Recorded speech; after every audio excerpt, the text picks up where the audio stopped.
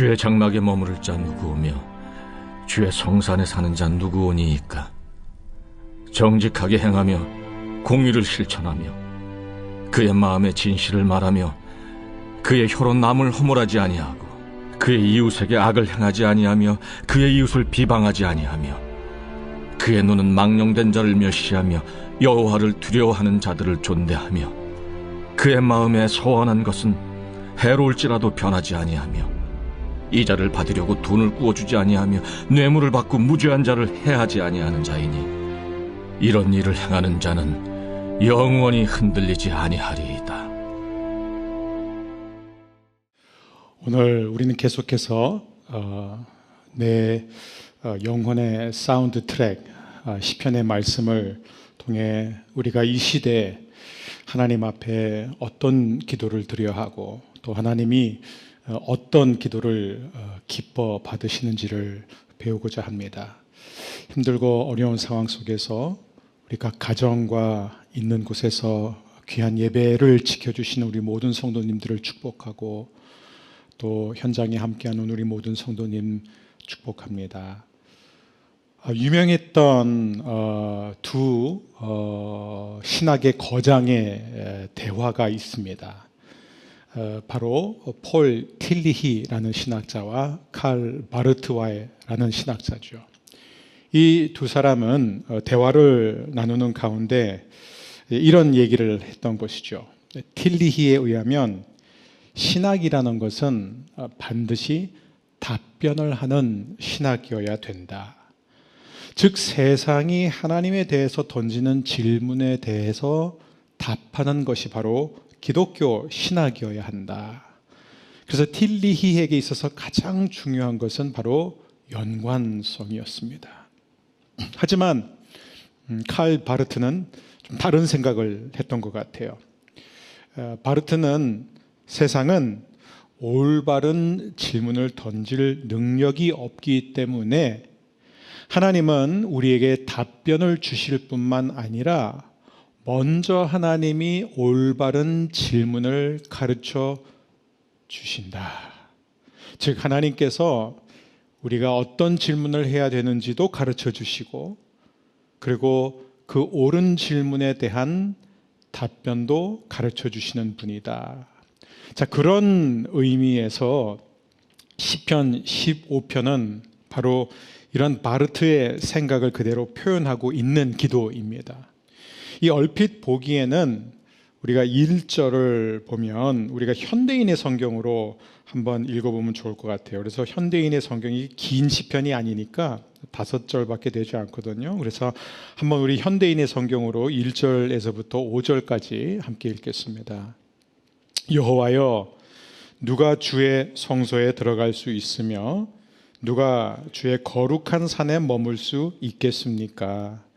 정직하게 살고 옳은 일을 행하며 그 마음의 진실을 말하는 자, 남을 비방하지 않고 자기 친구를 해하지 않으며 이웃을 헐뜯지 않는 자, 하나님을 저버린 자를 멸시하며 여호와를 두려워하는 자를 존중하고 한번 약속한 것은 손해가 가도 지키는 자, 돈을 빌려주고도 이자를 받지 않으며 뇌물을 받고 죄 없는 자를 해치지 않는 자니 이런 자들은 영원히 흔들리지 않으리라.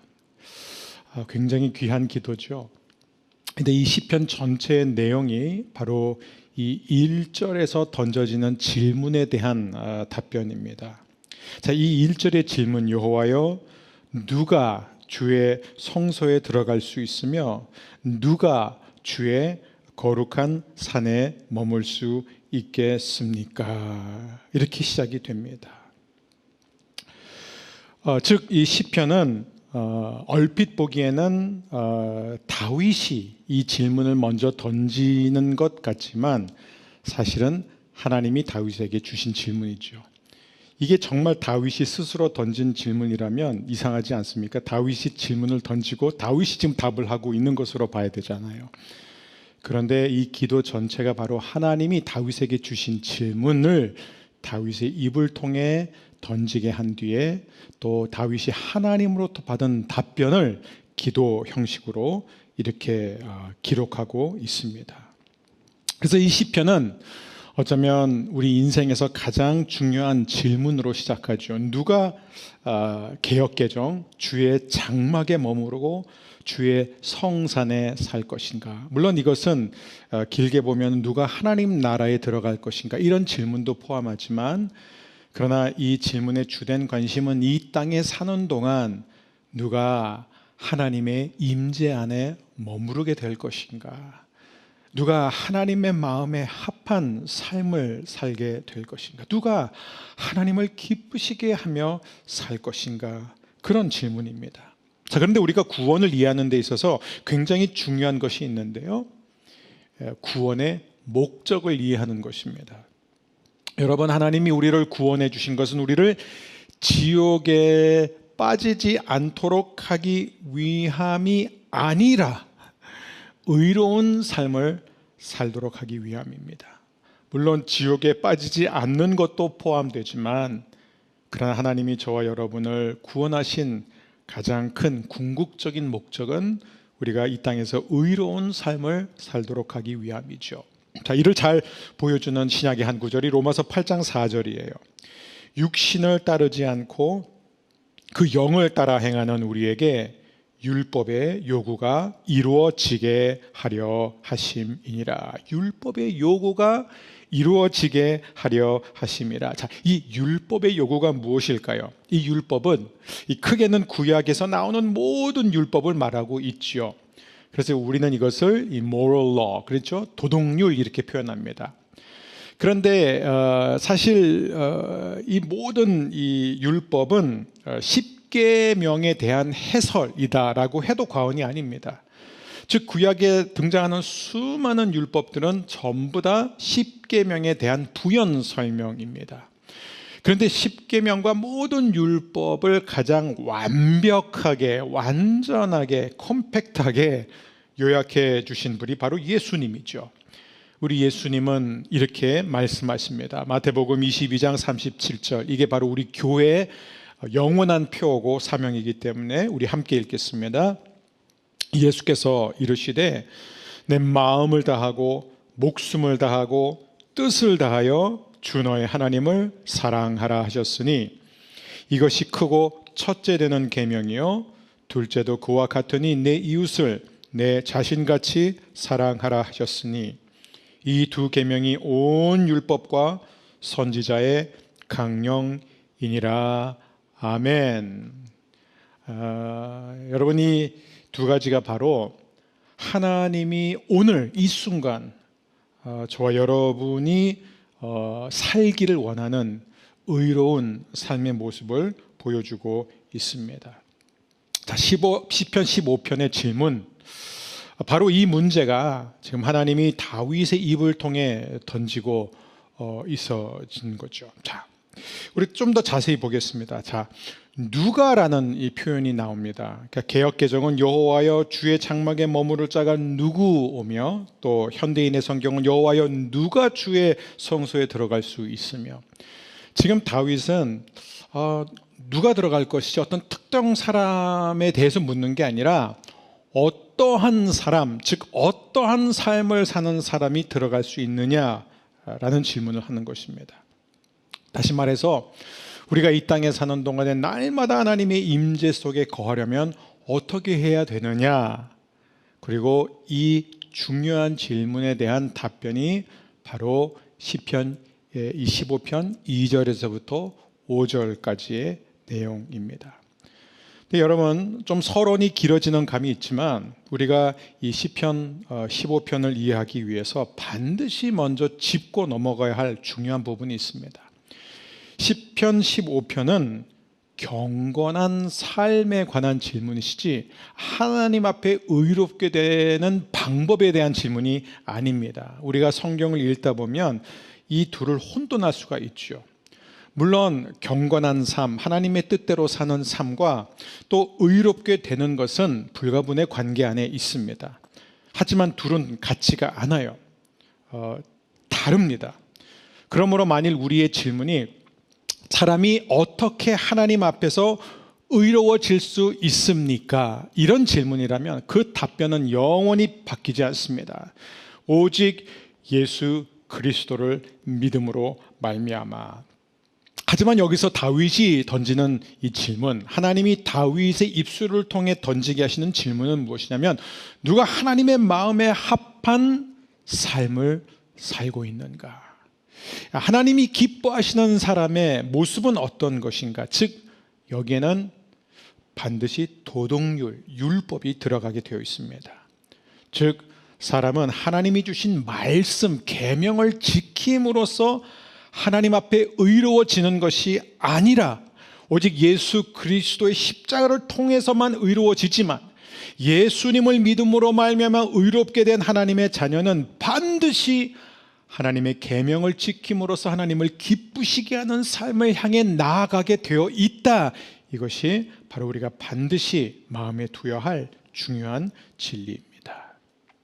자, 그렇다면 우리가 시간이 많이 갔는데요, 우리 시편 15편의 이 내용을 크게 6가지 영역으로 나눌 수가 있습니다. 자, 첫 번째는 무엇이냐면은 성품에 관한 거예요. 자, 이 6가지 영역을 보게 되면 우리가 지금 하나님의 뜻을 추구하고 있는지 아닌지를 금방 알 수 있는데, 첫 번째가 성품이에요. 성품. 2절입니다. 정직하게 행하며 공의를 실천하며, 또 현대인의 성경은 정직하게 살고 옳은 일을 행하며. 자, 여기서 정직하게 살고에 해당하는 히브리어는 타밈이에요. 타밈. 근데 이 타밈은 어떤 의미를 가지고 있냐면 완전하고 건전하다, 이런 의미입니다. 여기서 강조하는 것은 하나님을 기쁘시게 하는 사람은 특정 영역에서만 하나님의 뜻을 쫓는 사람이 아니라 삶의 모든 영역에서 균형 있는 삶을 산다는 것입니다. 늘 하나님의 말씀에 순종하기 위해서 힘쓰고 주일날 교회 와서만 애쓰는 것이 아니라 썬데이 크리스천으로 살아가는 것이 아니라 월요일부터 토요일까지도 가정에 있든 직장 가운데 있든 에브리데이 크리스천으로 삶의 모든 영역에서 하나님의 뜻을 추구하는 사람, 바로 그런 사람이 타밈, 정직하게 행하는 사람이다. 이 두 번째입니다. 두 번째 영역은 바로 언어를 다루고 있어요. 언어. 2절 후반부에서부터 3절입니다. 그의 마음에 진실을 말하며 그의 혀로 남을 허물하지 아니하고, 또 현대인의 성경으로 보면 그 마음에 진실을 말하는 자, 남을 비방하지 않고. 여러분, 이 하나님의 마음에 합한 사람의 두 번째 특징이 뭐예요? 그가 하는 이 말을 들으면 알 수 있다. 언어 습관을 말하고 있습니다. 자, 어떤 사람이냐? 언어 습관이 제대로 되어 있는, 즉 하나님의 뜻을 쫓아가는 사람하고 말을 하면요, 우리는 그 사람과의 대화를 통해서 금방 그 사람을 신뢰할 수 있게 됩니다.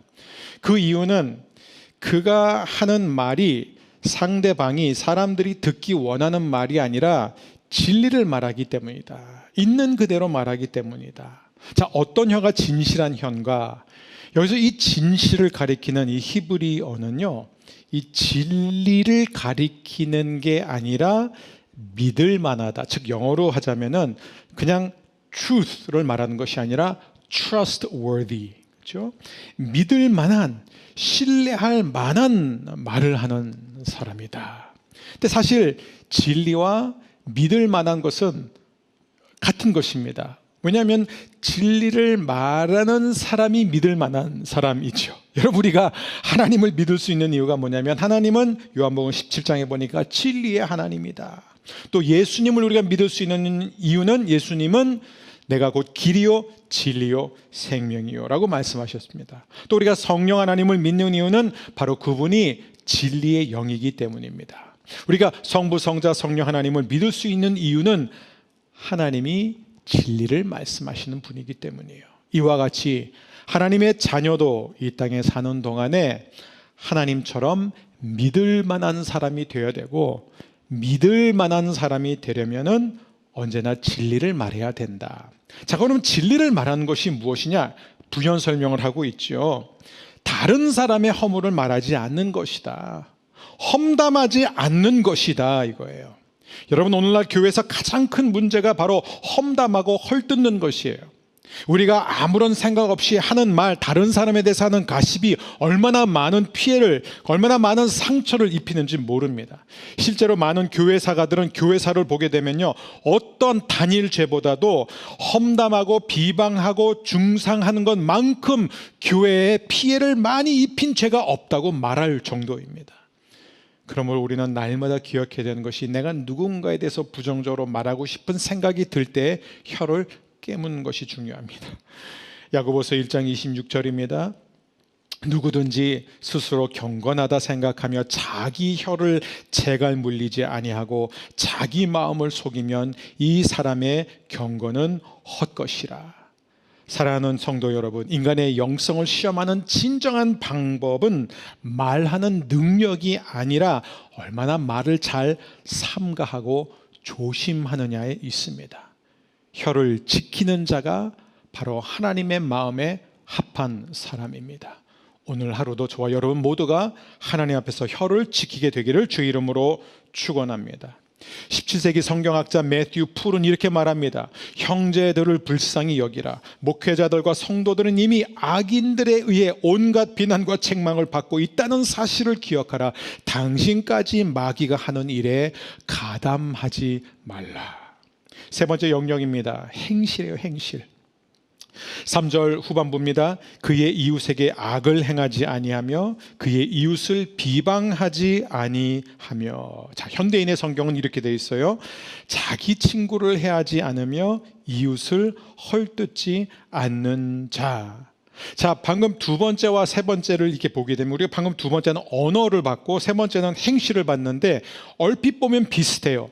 근데 뭐가 다르냐면, 하나는 말로만 하는 것이고, 그리고 두 번째는 뭐예요? 행동으로 그것을 옮기는 것입니다. 자, 이 부분에 있어서 우리에게 스스로에게 던질 굉장히 중요한 질문은 바로 이것입니다. 나는 과연 사람들을 존중히 여기면서 대하는가? 특히 나보다 약하고 나보다 못하고 나보다 낮은 사람, 나이가 어린 사람을 존중하는 마음으로 대하는가? 아니면 무시하면서 아랫사람 대하듯 대하는가? 나는 인색한가? 하나님은 우리보다 약한 사람, 힘없는 사람, 그리고 우리보다 낮고 부족한 사람에 대해서 함부로 대하고 함부로 말하는 것을 보실 때 너무나 마음이 아파하시는 분이십니다.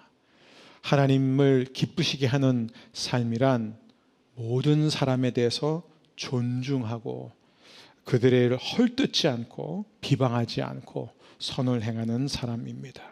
자, 네 번째 가치관을 말하고 있습니다. 가치관 4절인데요. 그의 눈은 망령된 자를 멸시하며 여호와를 두려워하는 자들을 존대하며. 자, 이 부분은 태도에 좀 더 초점을 맞추고 있죠. 앞부분은 행동이라면 여기는 태도예요. 가치와 관련된 거죠.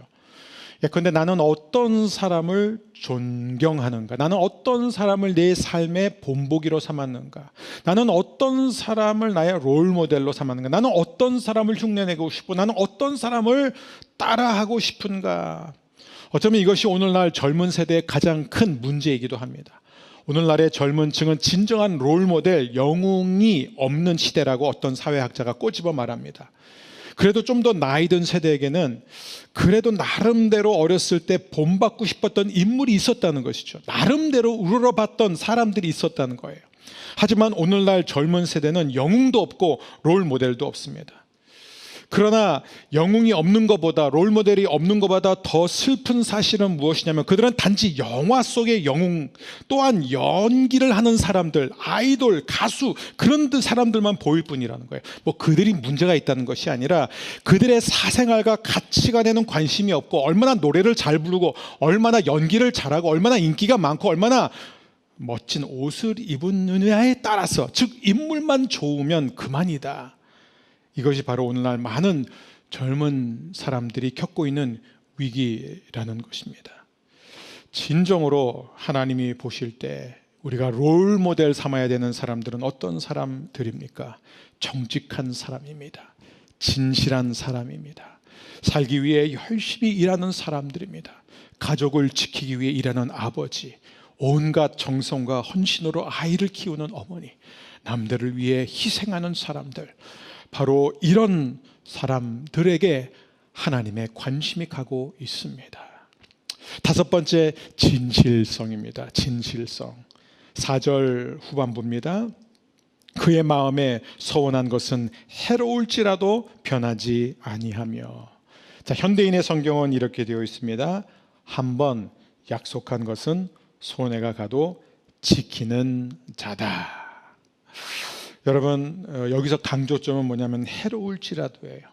손해가 가도, 그게 여기서의 핵심입니다. 자신이 한 말, 약속을 평소에 지키는 것은 그렇게 어렵지 않습니다. 더군다나 자신이 한 말이 자신에게 유리할 때는요, 더욱 지키기가 쉽지요. 하지만 상황이 바뀌고 내가 불리하게 됨으로 인해서 내가 했던 말을 지킬 때, 내가 한 약속을 지킬 때 그것이 나에게 큰 손해를 끼친다고 하더라도 여전히 말을 지킬 수 있는 자, 그것이 바로 하나님 앞에 합한 사람의 모습이라는 것입니다. 저는 우리 사랑하는 모든 성도님들이 한 번 한 약속, 한 번 내뱉은 말을 해로울지라도 반드시 지켜내는 신실한 하나님의 자녀들이 되시기를 주의 이름으로 축복합니다. 자, 마지막 물질관입니다. 5절입니다. 이자를 받으려고 돈을 꾸어주지 아니하며 뇌물을 받고 무지한 자를 해하지 아니하는 자이니. 자, 하나님의 마음에 합한 사람의 마지막 특징은 무엇이냐면은 재물을 올바르게 사용하는 사람이다. 이제 성경을 보게 되면 언제나 하나님이 기뻐하는 삶, 하나님이 요구하는 삶에는 반드시 들어가는 게 재물관입니다. 우리가 물질을 어떻게 대하느냐. 제가 좀 생각해 보니까 초창기에는 무조건 1년에 한 번씩 이 재물에 대한 시리즈로 이제 설교를 했는데, 코로나가 터진 다음에는 이제 모두가 다 힘들어하니까 저도 스스로 이렇게 마음이 이렇게 뭔가 이렇게 위축이 되어서 이 재물에 관한 정말 깊이 있는 말씀을 나누지 못한 것 같습니다. 다시 한번 또 하나님 앞에 제 자신을 돌아보게 됩니다. 근데 여러분, 우리의 신앙에 있어서 굉장히 중요한 것이 바로 올바른 재물관이죠. 힘들 때일수록 우리는 어떻게 재물을 바르게 사용할 수 있는가. 자, 여기서 보면 이자를 받으려고 돈을 꾸어주거나 또 뇌물을 받는 것에 대해서 말하고 있습니다. 물론 이것은 출애굽기와 레위기에 아주 자세히 나와 있는데, 여기서 하나님은 돈 있는 사람이 돈 없는 사람에게 돈을 빌려주는 것을 금하는 것이 아니라, 돈을 빌려주는 목적이 그의 연약함을 이용해서 이자를 많이 챙겨가지고 돈을 벌기 위해서 빌려주는 것을 하나님이 지금 문제 삼는 것이죠. 근데 이것이 이스라엘 역사를 보면 항상 문제였어요. 그리고 이스라엘이 힘든 시기를 통과할수록 더 큰 문제가 되었습니다. 그 가장 좋은 예가 바로 이 이스라엘 유다 백성들이 바벨론 유배 생활을 하고 있었을 때, 이 부자들이 가난한 형제들을 대상으로 어떻게 했죠? 그들에게 너 돈 필요해? 그래, 내가 너 돈 빌려줄게 하고 돈을 빌려주는 것처럼 하면서 높은 이자를 요구했다는 것이죠. 그래서 이 가난한 사람들은 아무리 일을 해도 그 가난에서 벗어날 수 없게 되었습니다. 그래서 이 가난한 유대인들이 너무나 힘들으니까 느헤미야를 찾아와서 그에게 이제 항의를 하는데, 그 내용이 바로 느헤미야서 5장 4절 5절에 있습니다. 현대인의 성경을 보게 되면, 우리는 돈을 빌려 밭과 포도원의 토지세를 황제에게 바쳤다. 그들이나 우리는 다 같은 동족이며 우리 자녀들과 그들의 자녀들도 마찬가지 아닌가. 여기서 그들은 부자 유대인들을 말하는 겁니다. 그런데도 우리는 우리 자녀들을 종으로 팔아야 할 처지가 되었고, 우리 딸 중에 몇은 이미 종으로 팔려갔으니 우리 밭과 포도원이 남의 것이 되었으므로 몸값을 지불하고 데려올 힘이 없다. 자, 이상 우리는 이 6가지 영역을 통해서 하나님을 기쁘시게 하는 사람의 모습이 어떤 것인지를 배우게 되었습니다. 지금 하나님이 우리의 삶 속에서 보기를 원하시는 모습입니다. 여러분, 우리는 이 6가지 영역에서 지금 하나님 앞에 어떠한 모습으로 살고 있습니까? 우리는 과연 정직하게 everyday Christian으로 살아가고 있습니까? 나는 진실을 말하고 한 번 한 말은 반드시 지킵니까? 우리는 어떤 상황 속에서도 형제에 대해서, 이웃에 대하여 헐뜯지 않고 세워주면서 살고 있습니까? 우리는 우리보다 못한 사람, 가난한 사람, 약한 사람들을 존중하면서 살고 있습니까? 한 번 한 약속은 해로울지라도 지키려고 힘쓰고 있습니까? 우리는 재물에 있어서 욕심을 부르지 않고 탐욕을 내지 않고 그 재물을 하나님이 기쁘시는 그런 방법으로 사용하는 훈련을 받고 있습니까?